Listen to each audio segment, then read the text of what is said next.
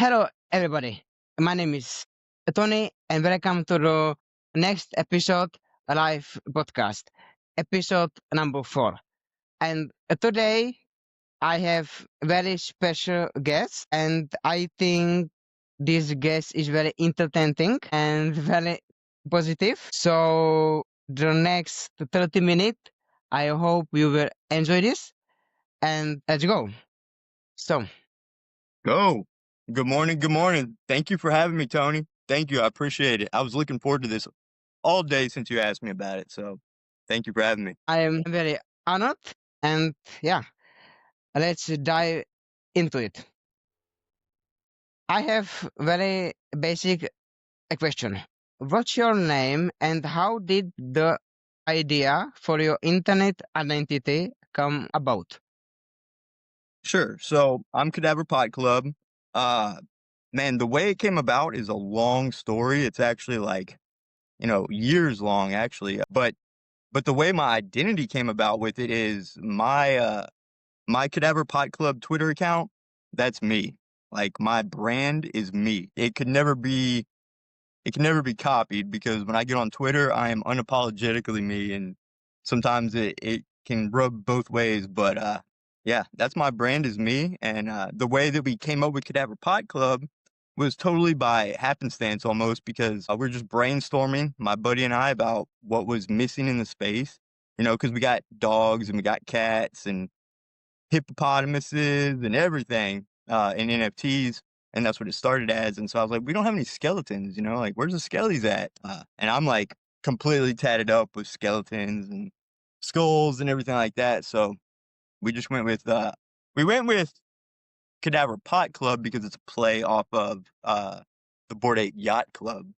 You know what I'm saying? The yacht club. So and pot is what we do. So we sell all kinds of hemp-based products and things like that on our website. So that's us, yeah. Wow, that is really nice. So you are the innovator in X Space. Definitely, I'd say so. I like to be a reply guy. Honestly, that's how I kind of came up in this whole world, was just being a reply guy. And then I started making relationships with people, and then people started seeing me every day, and they were like, "Oh, there's Cadaver. There's loud, audacious Cadaver. There he is," and that's all it takes really is consistency and just showing up and being positive, because we got plenty of non-positive things in the space that we could talk about. So I just always say, forget all that, fuck all that stuff, forget that. We're going to do positive vibes only up. So that's what we do. Yeah, yeah, and that's I think the positivity is what missing in this whole world. For sure. And I think if more people be like you, is so much more positive. There's just nothing to really fight about. Honestly, like, you're going to be you and I'm going to be me and they're gonna be them, and so just let everybody do their thing, let everybody. I always say, don't tread on me. That's my motto. Don't tread on me, I won't tread on you. And we can just enjoy this life a little bit. That's true. So how old are you and how long have you been in a crypto space? So I'm 38 years old, and I've been in crypto for about 6 years, and I've been running my own projects and all that for about 4 years. Wow. 39, you said? Oh, I'm 38, I think. 38. Pretty sure. Sorry. Yeah. No. I might be 39. I'm not sure. Hey, babe. I'm 38. I always have to ask her. I don't know. But yeah, 38. I've been working on my project for 4 years, running the NFT, and then 2.5 years on the meme coin. And then we've had our casino open for about 2 years. So where are you from originally and how did your background shape your journey? So I'm from West Texas, and what people have told me is that apparently we're a little bit more rebellious out here. So I think that's kind of how I've shaped my whole My whole product is behind being rebellious and sticking up for yourself, making your own way, coming together as a community and a group of boys and making your own thing whenever you got VCs and elites and all these things trying to hold us down or whatever, and we can all come together, I feel like, and we can blow past all that. That's kind of our motto. That's true. That's true. That's true. So I wanna talk about your family. I have some family questions. So, what does family mean to you personally? What does family mean to me? Yes. Well, family means everything to me. That's why I'm trying to better myself and my life, and it's the most important thing, and that extends to, your community and your work and all those things as well. I feel like those are my brothers and they're my family. And if you don't have that, you don't have anything. It's all about running together, having a tribe for sure.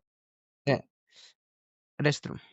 So, how has family shaped you, the person you are today? How has family shaped me? My family is I mean, when I was growing up, I never had a hard time. I don't remember ever struggling really. It was just my mom and my sister and I for most of my life. And it was hard on my mom, but she made it pretty good. I mean, I never had any struggles really. I don't remember any. Um, so whenever I got a little bit older, I started my family when I was 22 years old, 21 years old. I married my wife and she had a son who was 3, and so I just kinda jumped right into it. And then I went to the military. I was like, "Well, man, what am I gonna do to, like, take care of all this stuff?" So I went to the military, I did Air Force, and then I got out and came home and went to work in the oil field just to, make sure we could make ends meet and all those things, and at some point, I realized, probably after, like, the 2nd time that the oil field collapsed on me that, uh, I gotta make my own way, 'cause, they'll kill you out there. They'll just work you to death nonstop, and you'll make them rich, and you'll make some money too, but they'll get rich, and I was just fed up with that. I started to think a little bit for myself, and I saw crypto, and crypto for me was just like the light at the end of the tunnel of like, wow, that's where I need to be looking. It was automatically a passion for me immediately. My wife couldn't believe it. I was like, I'm gonna do all these NFT things, and look, I got a whitelist to get a Bored Ape Yacht Club for free. I was such a noob. I had no idea what I was talking about, but I stuck with it, and like I never thought about quitting, you know, until I did think about quitting in the deep, deep bear market. And then I said, "No, forget that. We're gonna make this work no matter what." So, and that's for my family here in IRL, and that's for my family who just nonstop supports me in crypto. They come to work with me every single day. I mean, I don't pay these guys. We're just running together, and they come out there and they support me, and I just feel like I can't give up on them. I gotta make this thing go all the way. And if it doesn't make it all the way, then at least I'm gonna definitely be able to say I tried. So. And I think that say I try is the most satisfying things you can say. I try. Well, and not only that, but, like, if I were to die tomorrow, then yes, it would be the best thing I could say. Like, I gave it everything. But I would rather say I tried, I failed a lot of times, I already have, and then I just getting exploded and we just made it to Valhalla. That's what I'm looking for. That is really nice. Very nice, very nice. So I want that for everybody. Like, how amazing must that feel, just to, like, make it all the way? yeah, Be awesome. yeah, and There's gonna be a lot of euphoria soon, I think. that's true. That's true. So I have another the question. Which values did your family teach you that and that you still live by? Well, my family, my mom taught me just to be a good person. She was really religious, and as a kid, I I wasn't, you know. I had to learn that on my own the hard way, as of most things. One thing that really stuck with me the most, because I have so many instances in my life where it was important and it saved me, was integrity. Is probably my biggest one I stand on, because it doesn't matter if you screw up and you screw this up or you do that wrong or whatever, as long as you don't go out and lie about it and try to, like, you know, act like you're the man all the time. I think integrity is the most important thing. If I don't have somebody on my team, if I have somebody on my team who doesn't have integrity, I can't work with them, because I can't trust them. So I I understand. I I, co- I completely understand. And I think, yeah, I think the be the man and show up and say I did it wrong is the best thing, is the most mature thing you can do like a man. sure. And not only that, but if you take up for the things that you do wrong, you also get to take up for the things you do right. So it's a beautiful thing there. Yes. How important is family in your view of freedom and success? Well, I'm the kind of person that, like, I don't need anything. I don't have to buy fancy clothes or fancy anything, but I do want my kids to be able to have all the nicest things, and everything that a a parent wants for their kids. So for me, that would be amazing to have that kind of success to where I never worried for them. For me, that's the number one goal, because, you know, I'm 38, so 40's right on the corner. I might die soon. I'm getting old. All the 45-year-olds out there are freaking out right now. But no, I mean, I am getting older, and I'm just ready to make sure that it's done. So if anything happens tomorrow, it's solidly done. You know, that's an important thing for me. Yeah, that's really true and good. Like interview some of guys, and basically all of them said the family is the most important thing. Like the so and yeah, it's true. It's not lying. You're not There's lying. there's no fun. There's no fun in success if you don't have somebody to pass that on to. Because I mean, one guy standing out there, I could be as successful as I want. It's like, I know this is taboo, but like Andrew Tate, if he was just standing out there without his brother, he probably wouldn't be the same kind of guy. It's about family. That's what makes us get that stance, that hardcoreness for it. That's true. So right now we are talking about your projects because I think this is very interesting. So my first question is, what inspired the creation of a Cadaver Pot Club?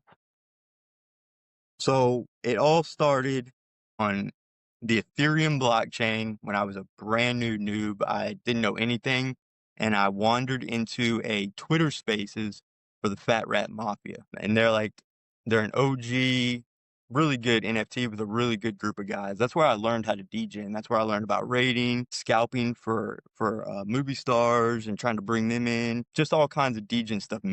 I had no idea about memes, really.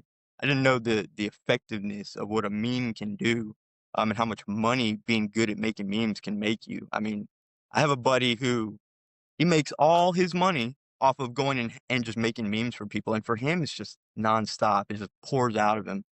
But that's what the Fat Rat Mafia taught me, and then uh, from there, I got gate kept is what happened. There was a lot of self shaming going on, and like, if you sold your NFT, then you were just hated. They would bully people and things like that. Not all of them, specific people.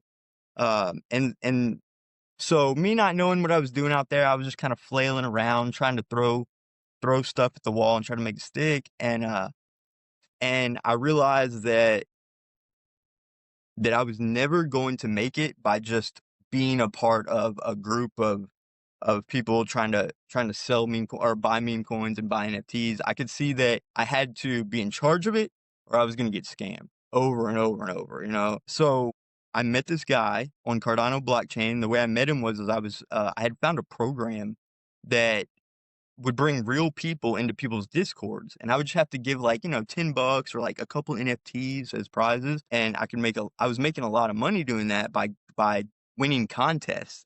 Something as simple as that. That's really how I got started, was by just winning contests to bring people into discords. So I was using this program that nobody else was using. The reason no one was using it is because everybody was terrified of clicking links. And people were getting wallet drained to left and right back then. It was pretty scary. But for me, it was nice because I had no money to lose. I was like, whatever, okay. So I caught an edge right there, a really good edge. And I started making money off that. And I met this founder, and he said, "I'm a dev, I can build things, but I hate going on Twitter. And apparently you look like you're pretty good at Twitter, like you enjoy that." I said, "I do, and I have no coding skills whatsoever, so I can't build anything." And so like a perfect little partnership was born there. We went from just grinding nonstop to grinding nonstop on calls with each other, just staying on voice chat and just DJing like that. And then so we'd brainstorm back and forth and be like, well, what's the play today? What's the play today? And as that happened between just two guys, we just kind of just was like, you know, we need some skeletons right now. Let's think about building an NFT. Okay, I can do that. And then we built the NFT, and we built the community. And and then we were like, well, how are we going to give these guys something more? And so we're like, okay, let's start a meme coin. And so we built Flesh. And then we're like, well, what are we going to do with our coin? Like, we don't want to just trade it. You know, it's whatever. Everybody's doing that. So we're like, let's build them some games to play with it on, you know? And then so that's how Fleshino was born. And, and it was so our boys could go in there and we could just gamble against each other. Like, we have 8-man blackjack where you just play against each other. You don't even play against a dealer. It's just all against each other. So that's what we did for fun. And, uh, and then it's been going like that for 4 years. It's the wildest thing, but people saw me struggling on Twitter to get people to see me, and then all of a sudden I'd look around and people would come in and help me, and then those people just stayed with me. So it's been a huge blessing. Community is everything. Family is everything.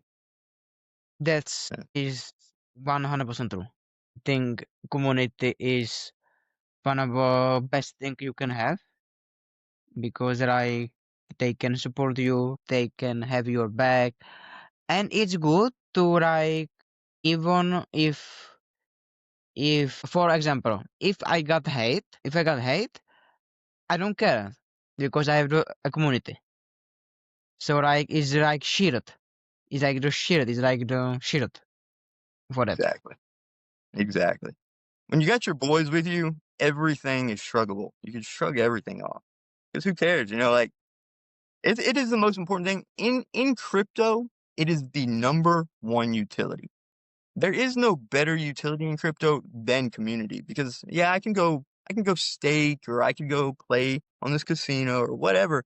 But the boys that are up at 3 a.m. when I can't sleep and I wanna see what's going on, and they're like, "What's up?" You know, and they know everything about me my whole life, really. They know everything on the day to day about my dogs having puppies, or my kids scraping their knee, or shitty things and good things. They know it all. And without that, I wouldn't be the same person even. And probably same with you, and same with the boys in VS. Like, if you didn't have that to go to, you're just you're not that same LFG kind of guy. Like, I don't have as much amp if I don't have my boys with me. So That's hell yeah, true. that's what it's all about. I think the team, the tribe is a blessed from God. I- Yeah. Is a It is a truly blessed blessing. from God. Yeah, it's a blessing. So I have another question. Why choose the theme of undead Caravera living forever on the blockchain? And that was it, man. Like, I have a sleeve, a tattoo sleeve, and it's all skulls and everything. It's just me. I'm just like kind of like a little bit of a more darker kind of guy. Like, you know, I say the F word, and, you know, I'm loud and crazy. So, and Flesh came from that. We were just like, we need a partner. Like, what's Robin to Batman? That's a sidekick. We needed a sidekick for Cadaver. We're like, well, Flesh, that's a cool name. You know, honestly, Flesh has been a tough name to carry around. I can't even lie. Like, man, if you want to gatekeep yourself from normal people, then go with a name like Flesh. But uh, it's turned into a whole we turned it into its own meme, its own little culture thing. So I'm pretty happy with it. So, what makes this project stand out from the thousands of NFT collection out there? Sure. So we're different. I think we're totally built different. I didn't know whenever I started the meme coin what to do. I didn't know like what happens after you start the meme coin. I had no idea. I was barely new to meme coins at the time. And so like we launched it and the community jumped in and it popped off really well. But then day 2 and 3 came around and I was like, well, what do I do now? I have no clue what to do. How do I make this work? I didn't realize that meme coins only lasted 3 days. I didn't think I never would have thought that, you know? So I was like, well, this is my new life. I'm gonna be the founder of this meme coin forever now. And that's kind of what's happened. 2.5 years, almost 3 years. It's been daily traded ever since. The NFT was a year before that. The number one thing to do is consistency. Keep showing up, keep screaming on Twitter, keep bull posting, keep being positive. We got plenty of negative shit. Just might as well be That's positive. true. That's what it's about. That's true. That's true. So, why did you choose the specific art style? For the NFT, you Yes. know, so this is all pre-AI really, right? This is 4 years ago. So, uh, Yeah. I was basically I had my choices of what I could go with, and that was it. It was like and the reason I built the NFT was because when I went to Cardano, I came from Ethereum, and on Cardano, that's a liquid staking coin. They barely did at that time like NFTs and meme coins. It was mostly about you take your ADA and you stake it, and then you get rewards every 5 days. So most of these guys that were in my community, that's all they knew. I was like, no, y'all are missing out on the fun, man. NFTs are fun. And they're like, "No, that's stupid. That's stupid. We're not doing it." And I said, "No, I'm making a collection, and we're gonna trade it, and we're gonna have fun with it." And so that's what we did. And sure enough, they enjoyed it. But yeah, I went with the art because that was the art I had. And there has been other iterations and since then of other people doing like side art collections, like the Metaverse Cadavers. And that's all like super hyper realistic 3D art. It's really cool. So yeah, we've had all kinds of different stuff. So, right now, I'm gonna ask you about blockchain and technology. So, how does your project use the blockchain beyond simple ownership? Well, uh, because I have like the best dev on the whole planet, we use a lot of blockchain in a lot of different ways. You know, one of the things that my partner has, one of the, Scotty, no sir. So one of the things my partner does, he just builds stuff nonstop. So he's built like bots that trade. We do trading bots. We do tons of meme coin things. Right now, we're building all kinds of things. Like some bots that I can't really talk about too much just to not give it I away. understand. But we use it for gatekeeping. We have something called Stream Key, where it's basically you can if you have my NFT, then you get access to the website, and then you can go through all kinds of information that I've left on there for finding those edges. Cuddy, come here. Cuddy, on me. And I just believe that everyone, if they're your family and they're your people and they bought your NFT and they supported you, then you need to be able to give back something to them where they can take that information and go get some earning done for themselves. I'm a big believer in that. So I try to give all the alpha to all my people. That's nice. What long term unitary do you want your holders to have? Long term, I think that if my kids have kids and they show up to Cardano blockchain and they can buy a Flesh meme coin or Cadaver Pot Club NFT, I did something amazing. Because it's not every day in this world that you get to go out and build something and have it stick. It's kind of hard for some people to get out there in the real world and just be able to build a huge business or anything like that that's known. And I'm so early, all of us are so early that if we want to build something, we can. And if we want it to last forever, then we just keep showing up and that thing will last forever. So it's a huge opportunity for everybody, I think. Why did you choose this blockchain ecosystem for the project? Sure. So Ethereum is where I started, and I was brand new. I didn't understand the game very much. I didn't realize that rugs were everywhere. Um, so what would happen is that I'd start to maybe come up a little bit and start to do well, and then I'd get eaten up by a rug, or Ethereum gas fees were like sometimes hundreds of dollars at that time, and I was like, wow, this is not going to work for me. I'm not going to get anywhere this way. Uh, and then I met my buddy, and he said, "I'm building nothing but Cardano. That's it." Because I believe it's the future. It's the most safe blockchain. We don't have wallet drainers here. I know how to code it. It's like a special code. It's not like Ethereum type of style. So and that's why. And then it was like 25-cent transactions, 5-cent transactions, things like that. And all of a sudden, once I did that, the very day, boom, I completely hit a different level, because I had moving room, I had maneuvering room with my bankroll at the time. So, what what are the biggest technical challenge you faced? Biggest technical challenge I faced? Well, it takes a lot of devs sometimes to get things done. You might think like, oh, I'll just do this and then this will happen. And then you'll run into a problem and you have to call somebody. You got to pay a dev and you got to find another dev. And, so those are the kind of technical problems I have. Luckily, my dev is a wizard, man. He's honestly, he does it all. And so I don't really have to worry too much on technical side, honestly. And then my boys take care of everything else as far as, Discord goes down or whatever. They're on top of that. We all have our specific roles. Everybody knows what we're good at and what we're not. I'm not the technical guy or the Discord guy, really. I'm the audacious Twitter guy. And so that's my role. But technical problems, we don't have them. Everybody hit up my boy, real Imberries. Actually, might not want me to dox him. Community or technology? Community. Oh, yeah. Community. Without community, you don't have a project. You don't have anything. You can scream all Mm-hmm. you want on Twitter. It won't help if you don't have other guys doing it with you. That's true. One message for your holders. Keep holding. We're gonna get there. We're going all the way. I'm never gonna quit, and I know y'all aren't either. So let's fucking go. That's So it. They already know. They're coming. I have one last question because we are of up time. One thing you want every new NFT creator to understand. Hmm. There's one thing I can tell them. It's that when you start that NFT, it's yours forever. It's not 3 days. It's not 3 months. You don't get to quit.